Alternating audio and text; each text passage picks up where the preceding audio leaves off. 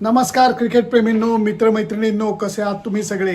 पहिल्यांदा अगदी मनापासून माफी मागतो, कारण जवळजवळ 3 आठवड्यानंतर मी तुमच्याशी संवाद साधायला आलेलो आहे.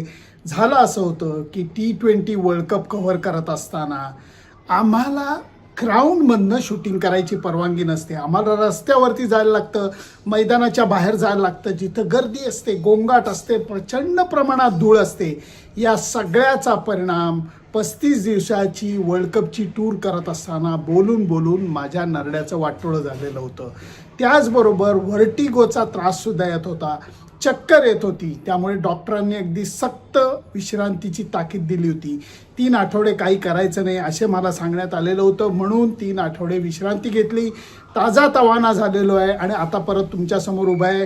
कारण डॉक्टरांनी सांगितलं होतं 1 एप्रिलला तुम्ही एप्रिल फुल करू शकता. त्यामुळे आज मी तुमच्यासमोर उभे आहात. कसे आहात तुम्ही सगळे? IPLचा आनंद हळूहळू तुम्ही घ्यायला लागलात ना, हेच मला फक्त तुम्हाला विचारायचं होतं. आणि IPLबद्दल ज्या सुरुवातीचे काही सामने झाले त्याच्याबद्दल मला तुमच्याशी बोलायचं होतं. तेव्हा अजिबात कुठेही जाऊ नका.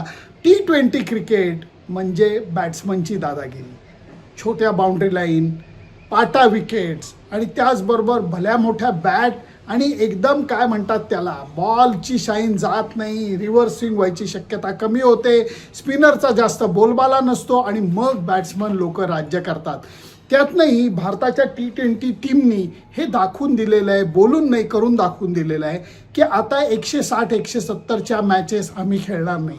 आम्ही प्रयत्न करणार स्टार्ट टू एंड आक्रमणाची भाषा बॅटिंग करत असताना करणार आणि 250-250 धावांचा टप्पा गाठायचा आम्ही प्रयत्न करणार.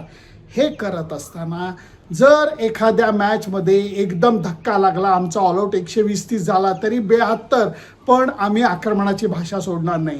त्यामुळे सगळ्यांना असं वाटतं की हा गेम हा शेवटी फलंदाजांवरती विसंबून आहेत. सगळेजण ग्राउंडवरती गर्दी हे चौकार आणि षटकार बघायला करत असतात असं सगळ्यांचं मत आहे. त्याच्यामध्ये चूक नाही आहे.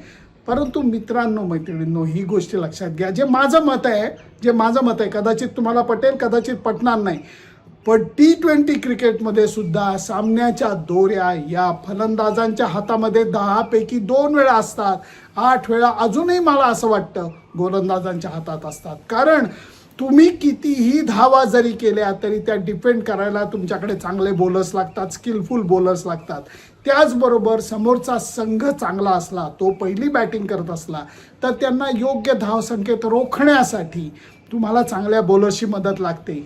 या वर्षीच्या IPLमध्ये बऱ्याच संघांमध्ये मला गोलंदाजांची कमतरता वाटते. काही ठराविक संघ असे आहेत की ज्यांच्यामध्ये गोलंदाजीची कमतरता तेवढी वाटत नाही. ऑप्शन आहेत आणि 5 चांगल्या बॉलिंगचे ऑप्शन आणि नंतर एक फुल फ्लेज ऑलराऊंडर हार्दिक पांड्याच्या रूपानं, अशी मुंबई इंडियन्सची बात आहे. रॉयल चॅलेंजर्स बँगलोरकडे सुद्धा चांगला बॉलिंग अटॅक आहे. काल आपण पंजाबची मॅच पाहिली, पंजाबकडे चांगला बॉलिंग अटॅक आहे. त्याचबरोबर राजस्थान रॉयलनी जो चेन्नईला धक्का दिला, त्या धक्क्यामध्ये बॉलर्सनी पहिल्यांदा कामगिरी करून दाखवली. चेन्नई सुपर किंग्सला त्या मानाने खूप कमी धावांमध्ये रोखून दाखवलं आणि नंतर चेन्नई सुपर किंगकडे तेवढा बॉलिंग अटॅक पॉवरफुल नव्हता की ते या धावसंख्येचा बचाव करू शकतील. ह्याच्यामध्ये मला मुद्दा एवढाच मांडायचा आहे की बुमरा कॅटेगरीची सर्वात जास्त गरज सर्व संघांना आहे.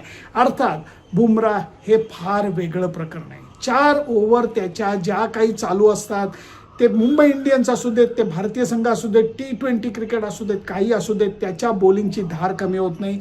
फलंदाज त्याला घाबरून असतात. हे मी तुम्हाला T20 वर्ल्ड कप चालू असताना सुद्धा बोलून दाखवलेलं होतं. त्याचबरोबर गेल्या काही दिवसांमध्ये रिस्ट स्पिनरचा बोलबाला झालेला आहे. पण रिस्ट स्पिनरच्या मध्ये वरुण चक्रवर्ती असू देत, राहुल चहर असू देत, याच्यामध्ये अजूनही त्या मनाने युजवेंद्र चहलची जादू अजून कायम आहे. रवी बिश्नोई अजून त्या मनाने नंबर 2ला चांगली बॉलिंग करतोय. आणि जर का आपण पाहिलं तर वरुण चक्रवर्तीच्या बॉलिंगमध्ये, सुनील नरीनच्या बॉलिंगमध्ये तेवढी धार राहिलेली नाही आणि तेवढीच धार ही राशिद खानच्या बॉलिंगमध्ये सुद्धा राहिलेली नाहीये, असं दुर्दैवाने बोलावं असं वाटतं. काही संघांनी संघ निवड करत असताना बॉलिंगकडे तेवढं लक्ष दिलेलं नाही आहे असं मला वाटतं. याच्यामध्ये 2 कॅटेगरीज असतात. एक तर एस्टॅब्लिश कॅटेगरी, की एस्टॅब्लिश कॅटेगरीमध्ये तुम्हाला इंटरनॅशनल आणि भारतातले तगडे बॉलर्स तुम्हाला घेऊन पुढं सरकता येतं. पण तरीही एक मुद्दा इथं सांगावासा वाटतो की तुम्हाला नवीन भारतीय बॉलर हे शोधून त्यांना ग्रूम करून त्यांना तरबेज करून मग मैदानावरती उतरावंच लागतं. हार्दिक पांड्याला असं शोधून काढलेलं होतं, जसप्रीत बुमराला मुंबई इंडियन्सने असं शोधून काढलेलं होतं. आत्ताच्या घडीला एक तो ब्रिजेश नावाचा बॉलर जो आहे मला वाटतं राजस्थानकडनं तो खेळला, दिसायला एकदम साधा बॉलर आहे परंतु त्याला मारता आलेलं नाही बॅट्समनना. अशा टाईपच्या बॉलरना तुम्हाला शोधून काढून त्यांना भरोसा देऊन विश्वास देऊन योग्य प्रशिक्षण देऊन तुम्हाला संघामध्ये दाखल करायला लागतं. ह्याच्याकरता तुमचं टॅलेंट स्काउटिंगची लोक ही चांगली लागतात. मुंबई इंडियन्सची संघ इतके वर्ष का चांगला आहे तर मला वाटतं त्यांचं टॅलेंट स्काउटिंग चांगलं आहे. त्या मानाने चेन्नई सुपर किंग्सनी गेल्या 2-3 वर्षामध्ये संघ बांधणीचा विचार तेवढ्या चांगल्या पद्धतीने केलेला नाही आहे आणि ह्याला महेंद्रसिंग धोनीसुद्धा काही प्रमाणात जबाबदार आहे असं मला सांगावं वाटतं. ऋतुराज गायकवाड काही प्रमाणात जबाबदार आहे आणि त्याच्यानंतर मायकेल हसी आहे, स्टीफन फ्लेमिंग आहे, हे त्यांचे कोचसुद्धा त्याला जबाबदार आहेत. हे मला मत मांडावंसं वाटतं कारण तुमच्याकडे जे बॉलर्स आहेत त्या बॉलरमध्ये विविधता पाहिजे, स्पिनर आणि फास्ट बॉलरचं कॉम्बिनेशन पाहिजे आणि त्याचबरोबर जसे बॅट्समन तुमच्याकडे राखीव असतात. कारण एखाद्या बॉलरला दुखापत झाली तरी तुमच्या संघाला धक्का लागायला नाही पाहिजे, असे बॉलर्स तुमच्याकडे राखीवमध्ये असणं हेही तेवढंच गरजेचं आहे. त्या बाबतीत चेन्नई सुपर किंग्स थोडं कमी पडलं आहे आणि त्याचा फटका त्यांना पहिल्या मॅचमध्ये, अर्थात एका मॅचनंतर तुम्ही कुठल्याही तर्कवितर्क करू शकत नाहीत याची मला पूर्णपणे कल्पना आहे. फक्त महत्त्वाचा मुद्दा एवढाच आहे, दिल्ली संघाकडे अक्षर पटेलच्या संघाकडे सुद्धा चांगला बॉलिंग अटॅक आहे. आज त्यांचा सामना लखनौ विरुद्ध आहे त्यामुळे मला उत्सुकता आहे. परंतु एक गोष्ट लक्षात घ्या, भारतीय बॉलर्स आहेत आणि त्याचबरोबर परदेशी बॉलर आहेत, यांचा मिलाप ज्या संघामध्ये चांगला दिसतो तो संघ तुम्हाला उजवा वाटतो. याच्यामध्ये लकचा भाग सुद्धा आहे. कारण एकदा तर मुंबई इंडियन्सने हा विचार केलेला होता की जसप्रीत बुमराला अजून एक चांगली साथ ही दुसऱ्या फास्ट बॉलरची मिळेल. दुर्दैवाने त्या दुसऱ्या फास्ट बॉलरला धक्का लागला आणि तो खेळू शकला नाही. इंग्लंडचा जोफ्रा आर्चरबद्दल मी गोष्ट करतोय. तो जोफ्रा आर्चर आता परतलेला आहे, फिट होऊन परतलेला आहे आणि परवा त्या मानाने त्यांनी राजस्थान रॉयल करता सुंदर बॉलिंग केली. भारतामधल्या नवीन स्पिन बॉलरचं मला तेवढा बोलबाला दिसत नाहीये. नवीन स्पिन बॉलर जसा नटराजन सारखा एक फास्ट बॉलर होता जो वेगळ्या पद्धतीची बॉलिंग करून पार भारतीय संघापर्यंत त्यांनी मजल मारली, तसे नवीन बॉलर येताना तेवढे दिसत नाहीत. जसं मी ब्रिजेश सिंगचं उदाहरण दिलं तसे नवीन बॉलर की मध्यवालचं मुंबई इंडियन्सकडनं खेळलेला बॉलर होता, अशा बॉलरची मला अजूनही प्रतीक्षा आहे. कारण बॉलर हे विविध कारणांनी सामन्यावरती प्रभाव पाडतात. पहिली गोष्ट म्हणजे तुम्ही विकेट काढल्या पहिल्या 6 ओव्हरमध्ये एकदम गडबड होते, जे ट्रेंट बोल्ट वर्षानुवर्ष करत आलेलं आहे. परवाच्या सामन्यामध्ये सुद्धा जेव्हा चेन्नई सुपर किंग्सला सुरुवातीच्या काळामध्ये धक्के लागले, संजू सॅमसन आऊट झाला, त्यानंतर ऋतुराज गायकवाड आऊट झाला आणि नंतर मग गळती लागली.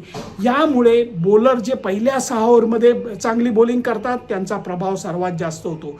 त्याच्यानंतर डेथ ओव्हर्सची गोष्ट होते की डेथ ओव्हर्समध्ये तुम्ही 1 ओव्हर जरी चांगली टाकली तरी त्याचा मोठा परिणाम होतो. त्याचबरोबर पार्टनरशिप ब्रेक करण्याची काही खेळाडू बॉलर्समध्ये एक क्षमता असते, त्या बॉलरचं महत्त्व वाढतं.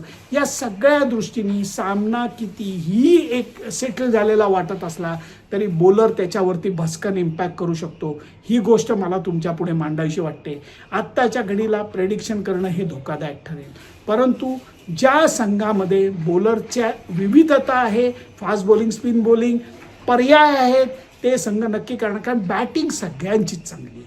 आत्ताच्या घडीला बॅटिंगमध्ये कुठे दुरावा दिसत नाही. अर्थात काही काही खेळाडू जे आहेत ते दुखापतीने त्रस्त झालेले आहेत. याच्यामध्ये मी एक मुद्दा अजून महत्त्वाचा मानतो, ते म्हणजे इंग्लंडच्या खेळाडूंवरचा विश्वास, ऑस्ट्रेलियन खेळाडूंवरचा विश्वास हा झपाट्यानं कमी व्हायला लागलेला आहे. त्याचं कारण मी तुम्हाला सांगतो.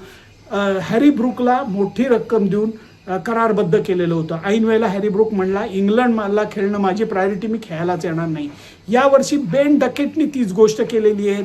याचा धक्का बाकी इंग्लिश बॅट्समनना पडणार आहे. त्याचबरोबर ऑस्ट्रेलियाचे जे खेळाडू होते ज्यांना मी गाजर म्हणायचो, ग्लेन मॅक्सवेल सारखा खेळाडू, आत्ताचा स्टॉयनिस सारखा खेळाडू की जे वाटतं कमाल काहीतरी करतील, तेवढे ते इम्पॅक्ट पाडू शकत नाहीत, कारण त्यांचं प्राईम हे मागं गेलं आहे. हा माझा मुद्दा आहे. त्या मानाने तुम्ही जर का लक्ष दिलं तर दक्षिण आफ्रिकेचे जुने नवीन दोन्ही खेळाडू नावारूपाला येत आहेत, इम्पॅक्ट करतायत. न्यूझीलंडचे खेळाडू नावारूपाला येत आहेत आणि इम्पॅक्ट करतायत. आणि राशिद खानच्या अफगाणिस्तान संघातले सुद्धा काही खेळाडू येऊन इम्पॅक्ट करतायत. त्यामुळे ही फक्त IPLची सुरुवात आहे. मला पूर्णपणे कल्पना आहे IPLची फक्त सुरुवात आहे आणि तरीही आता सामन्यांना हळूहळू रंग भरायला लागला आहे. हे म्हणत असताना मी ठाण्याला एका स्पर्धेच्या उद्घाटनाला गेलेलो होतो. उपमुख्यमंत्री एकनाथ शिंदे, त्यांचा मुलगा डॉक्टर श्रीकांत शिंदे यांनी मिळून, उदय सामंत या सगळ्यांनी मिळून, प्रताप सरनाईक या सगळ्यांनी मिळून ठाण्यामधल्या दादोजी कोंडे स्टेडियमवरती एक भव्य टेनिस बॉल क्रिकेटची स्पर्धा भरवलेली आहे. पहिलं बक्षीस विजेत्याचं 1 कोटी रुपये, उपविजेत्याचं बक्षीस 50 लाख रुपये आहे. मॅन ऑफ दी टुर्नामेंटचे बक्षीस महिंद्राची अप्रतिम थार गाडी आहे. मी बघून चक्रावलो हो. आणि नंतर मी संयोजकांना म्हणलं, अहो तुम्ही काय करताय? जर अशी बक्षिसं तुम्ही एका टेनिस बॉल क्रिकेटच्या टुर्नामेंटला ठेवायला लागला तर पाकिस्तान प्रीमियर लीग सोडून लबुशेन म्हणा किंवा नंबर 2-3चे जे खेळाडू आहेत जे पाकिस्तानमध्ये खेळत आहेत ते खेळायला भारतात येतील. ही परिस्थिती आहे. एकीकडे पाकिस्तान क्रिकेट लीगमध्ये हेअर ड्रायर वगैरे मॅन ऑफ द मॅचला दिला जातोय. काय म्हणजे काय परिस्थिती आहे? जर्सीचा रंग हा बॉलला लागतोय, इतकी क्वालिटी खराब आहे. आणि दुसरीकडे भारताची अवस्था बघा. टेनिस बॉल टुर्नामेंटला पहिलं विजेत्याचं बक्षीस 1 कोटी रुपये. ऐकूनच मला थक्क व्हायला होतं. फक्त एक शेवटचा मुद्दा मांडतो.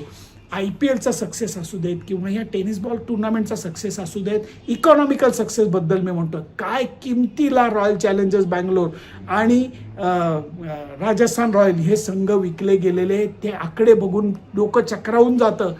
हे यश ना क्रिकेटचं आहे, फक्त मी म्हणतो फक्त क्रिकेटचं आहे, ना BCCIचं आहे. हे यश भारतीय अर्थव्यवस्थेचं आहे. कारण भारतीय अर्थव्यवस्थेमध्ये एवढा पैसा मार्केटिंग बजेटसाठी गुंतवण्याची ताकद भारतीय कंपन्यांमध्ये आहेत. हे भावनिक निर्णय नाही आहेत. हे निर्णय हे स्ट्रॅटेजिक निर्णय आहेत. ह्याच्यात त्यांना प्रॉफिट दिसतोय म्हणून एवढे पैसे गुंतवले जात आहेत. हे तुम्ही विसरू नका. हे मुद्दे मी तुमच्या समोर मांडले. बॉलर्सचा मुद्दा असू देत, टेनिस बॉल टुर्नामेंटच्या बक्षिसाचा मुद्दा असू देत किंवा हा तिसरा मुद्दा असू देत की भारतीय अर्थव्यवस्थेमध्ये असलेल्या ताकदीमुळे ही गोष्ट शक्य होतीये. याच्याबद्दल तुमचं मत काय मला जरूर कळवा. फक्त त्याच्याकरता माझं Facebook page, Instagram account, YouTube channel like, share आणि सबस्क्राईब करायला विसरू नका. भेटूयात परत लवकरच. Bye bye. कारण पुढच्या टप्प्यामध्ये मी हे जे 2 व्यवहार झालेले आहेत, रॉयल चॅलेंजर्स बँगलोर आणि राजस्थान रॉयल, याच्याबद्दल सुद्धा थोडंसं तुम्हाला बोलायचा प्रयत्न करेन. Bye bye.